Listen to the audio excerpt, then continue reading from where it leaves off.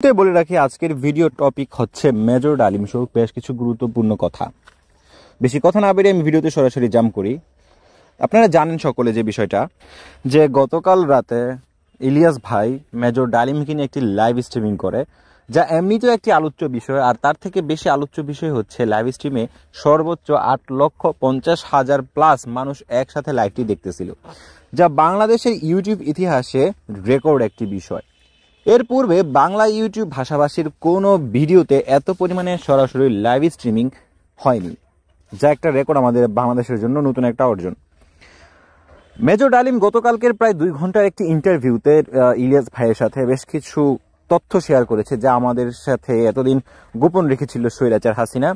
বাংলাদেশ ও বিশ্ব পরিচয় বই এর মধ্যে হাসিনা তার বাবার ইতিহাস ঢুকিয়ে রেখেছিল, এক হাতের ইতিহাসকে 10 হাত বানিয়ে দিয়েছিল। মানে সর্বোপরি বাংলাদেশ ও বাংলাদেশ বিশ্ব পরিচয় বাংলাদেশের ইতিহাসে শেখ মুজিবকে এক নায়ক করে রেখেছিল।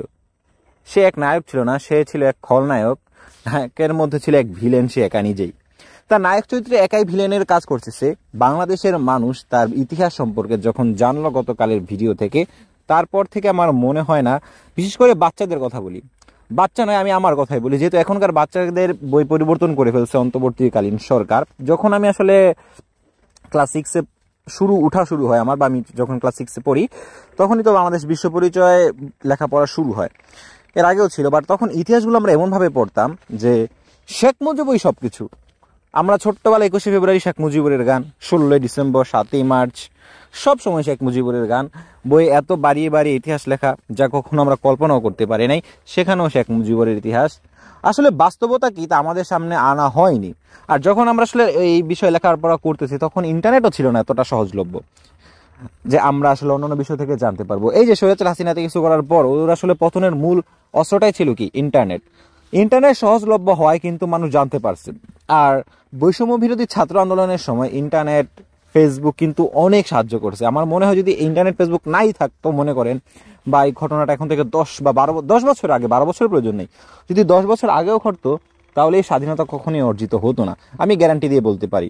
তার কারণটা খুবই সিম্পল। দেখুন, বৈষম্য বিরোধী ছাত্র আন্দোলনের উপরে যখন হাসিনা বর্বরতা শুরু করে, তখন কিন্তু মানুষ আসলে অনেকটা ফুঁসে যায়। মানুষ আসলে বিরক্ত হয়ে যায় হাসিনা ও তার পুলিশ বাহিনীর উপর। বাংলাদেশের স্টুডেন্টদের উপর ছাত্রলীগ এমন নির্যাতন করছে আগস্টের পূর্বের মাসে আর কি, জুলাই মাসে এরকম অত্যাচার করছে, এরকম ফুটেজ যে ইউটিউব, ফেসবুকে দেখানোই যাবে না। ইউটিউব ব্যান করে দেয়, ফেসবুকে স্ট্রাইক মেরে দিবে, কমিউনিটি গাইডলাইন। তো বুঝে নেন যে এরকম অত্যাচার করছে যে ইউটিউবে দেখালে আমার চ্যানেলে স্ট্রাইক চলে আসবে। তো ভাবেন, আপনারা অলরেডি দেখেই ফেলছেন, ফেসবুকে কিছুটা দেখানো যায়, কিন্তু এরপরও দমে যায়নি আমাদের বাংলার দামাল ছেলেরা, যার কারণে আমাদের অর্জিত এই স্বাধীনতাকে টিকিয়ে রাখার জন্য মেজর ডালিম 1971 সালে যেরকম অবদান রেখেছিল, 1971-এর পরবর্তী 2024-এ স্বাধীনতার পর গতকাল আমাদেরকে যা তথ্য জানালো, তা আসলে জানার মতোই ছিল। 8,50,000 মানুষ ওয়াচিং করতেছিল মেজর ডালিমকে। আর আমাদের ইলিয়াস ভাই একটু পরপরই খুব সুন্দর সুন্দর প্রশ্ন করতেছিল, যা আসলে প্রয়োজন ছিল। তখনই আমাদের বৈষম্য বিরোধী ছাত্র আন্দোলনের সমন্বয়ক ও নেতারা আসলে তাদের মাথা নত করে নাই। আর এটাই তো জানেনি, ডিবি হারুন তার অফিসে নিয়ে নাহিদ ইসলাম সহ আমাদের সমন্বয়ের অন্যতম 5 থেকে 6 জনকে অনেক অত্যাচার করে।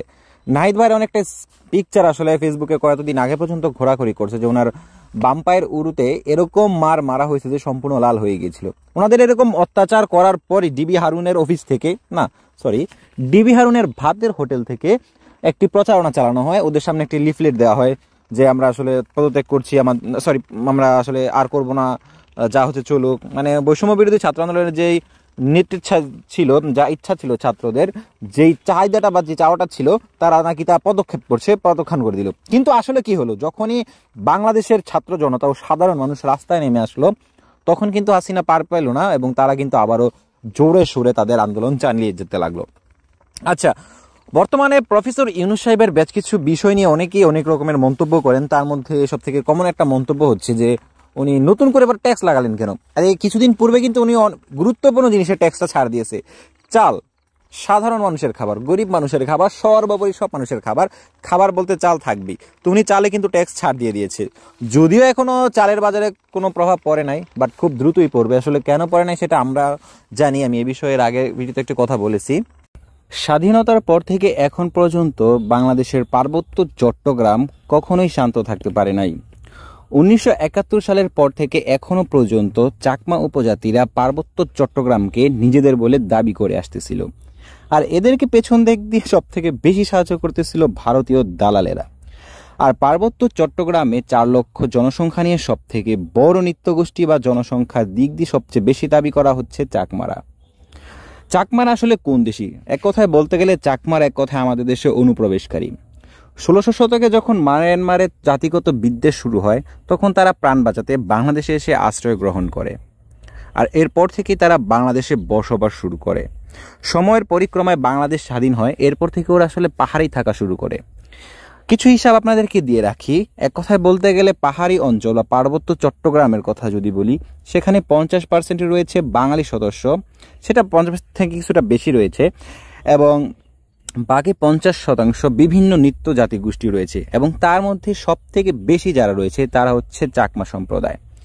বিশেষ করে আপনারা দেখতেই পাচ্ছেন, যখনই বাংলাদেশের পট পরিবর্তন হলো, স্বৈরাচার হাসিনা যখন বাংলাদেশের গদি থেকে নামলো, তারপর থেকে কোনো এক অজানা শক্তিতেই পার্বত্য চট্টগ্রাম গরম হয়ে গেল। বিভিন্ন সূত্রে নয়, বিভিন্ন পার্বত্য চট্টগ্রামের বিভিন্ন জায়গায় চাকমা উপজাতিদের যারা লিডার থাকে বা গ্রাম্য প্রধান, যা শহর এলাকাতেই নেই, তাদের এখানে রয়েছে। তো তারা দাবি করতে থাকে যে খুবই দ্রুত ভারতের অবিচ্ছেদ্য অংশ হিসেবে পার্বত্য চট্টগ্রামকে দাবি করতে হবে।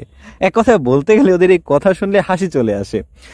যারা এক কথায় অনুপ্রবেশকারী, যাদেরকে দয়া করে বাংলাদেশে থাকতে দেওয়া হয়েছে, তারা কিভাবে পার্বত্য চট্টগ্রামকে ভারতের বলে দাবি করে, ছোট ভিডিও ক্লিপটি দেখো। আর 1971 সাল থেকে এখনো পর্যন্ত যখন সর্বপ্রথম বাংলাদেশে সামরিক শাসন চলে জিয়া রহমানের, আর স্বাধীনতার পরে